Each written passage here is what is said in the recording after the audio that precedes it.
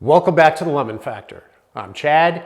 In today's video, should you adjust your maintenance schedule if your car is modified, if it's been tuned?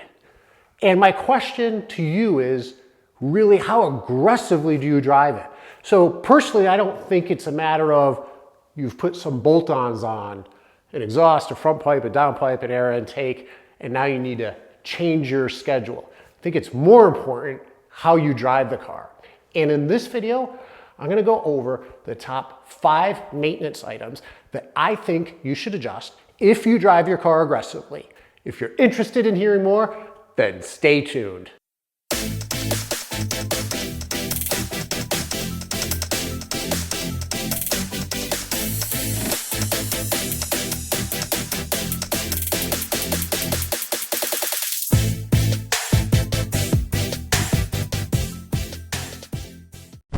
The very first one is oil change frequency. So we do have the Honda maintenance minder that tells us when our engine oil life is down and when it's ready to change your oil. And if I drove my car spirited but not too aggressively, on occasion, I probably would abide by that maintenance minder. I have already tested our oil in the past with an independent laboratory, Blackstone Labs, and it's shown that the oil is still good. And I do believe in testing your oil. I think it's a good way to know what's going on with your car and to get an idea of the frequency of the oil changes for your type of driving. With that said, I really don't expect all of you to routinely send away your oil for testing in order to develop your own customized oil change frequency. So knowing that, I do think it's important to change it more often. I would highly advise that you think about changing your oil when the oil maintenance minder reaches anywhere between 30 and 40%. And again, this is if you drive aggressively. If you frequently drive your car, short durations, short trips, I would also change your oil more frequently. And those of you who follow the channel, you know what I'm talking about. The last time we tested our oil, we did find that we had oil dilution. Not a surprise, direct injection engine, but it was a surprise because we didn't have it in the past. And what I'm blaming it on this time around, and we're still gonna continue testing it to see what happens, is that I have been doing a lot of short trips, less than a mile, very frequent, cold weather. I haven't allowed the car to warm up. Thus, I haven't allowed the piston rings and everything in the engine to seat properly, that we're getting some fuel going by the pistons into the oil, and it's not evaporating because I'm not bringing the car up to operating temperature hot enough to start burning off the fuel in the oil.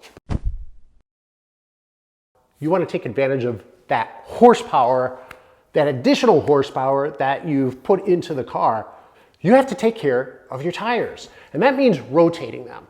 I want to do it more frequently because I don't want there to be any imbalance. I don't want the front tires to start wearing down more quickly and then swap them, cross them, swap them, and bring the ones to the front and have certain tires have certain levels of wear.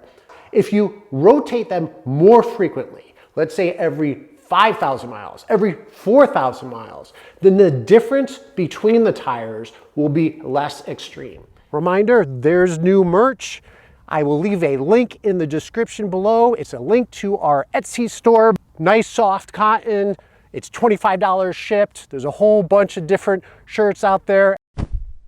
Number 3 on the list is changing your automatic transmission fluid more often than what is called for. So if you look online, the recommendation, and actually I've seen it range anywhere between 30,000 miles, 50,000 miles, but it very much is driving dependent. The more aggressive you drive, the more stress you put on the transmission, you should change it more often. And with that said, with all the 0 to 60 launches from a standstill, with all the quarter-mile track time that we've put in, and with all the testing to get the custom tune on the car. Remember, I've had to go out there and do wide open throttle from 4th gear, a pull from 40 to 110. This car has gone through a lot. I will be changing the automatic transmission fluid on our 10th generation Honda Accord here really soon. So I'm not waiting until 30,000 miles. I am going to change it within the next couple of weeks, and I think it's good timing. Number 4 is probably one you weren't thinking about. Making sure that your car is properly aligned. And that's either to the Honda spec alignment or to your own preference.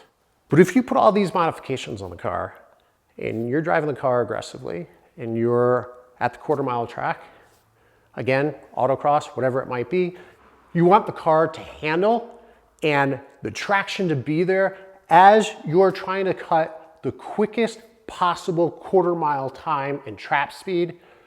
You're going to want to make sure your alignment is spot on.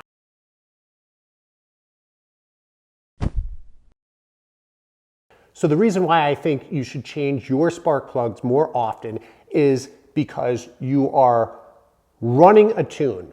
And with those off-the-shelf tunes, whether it's a KTuner Stage 2, a Phearable Stage 3, whatever it might be, you are running richer than what the Honda OEM tune calls for.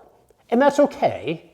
It's for safety purposes, but with all of that additional fuel, these spark plugs will get fouled a little bit quicker. I do think it warrants changing them a little bit more frequently than what's called for. On a periodic basis, whether it's once a year, pull the spark plugs and just take a look at them, see how healthy they are, and make sure they're gapped to your specification.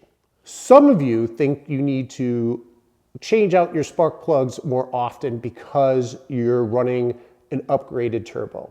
What it is you're running more boost. Are you running 18, 21, 24 PSI? And with that additional boost, once you put it beyond the limit of what was called for, what was expected by the car and what was engineered in for the spark plugs, then you might be exceeding the rating of the spark plug and the gap of the spark plug. So if you're not running too much more boost than what is stock, you're probably okay. If you're pushing a lot more boost than what is stock, I would recommend probably upgrading your spark plugs and gapping them a little bit tighter. Hopefully some of this information is helpful. These are some of the things that I'm going to be doing differently as far as maintenance on our project car, and some of the things you might want to consider doing to increase the longevity of your 10th generation Honda Accord. But with that said, I think we're done for today. I want to thank you very much for joining, and until next time.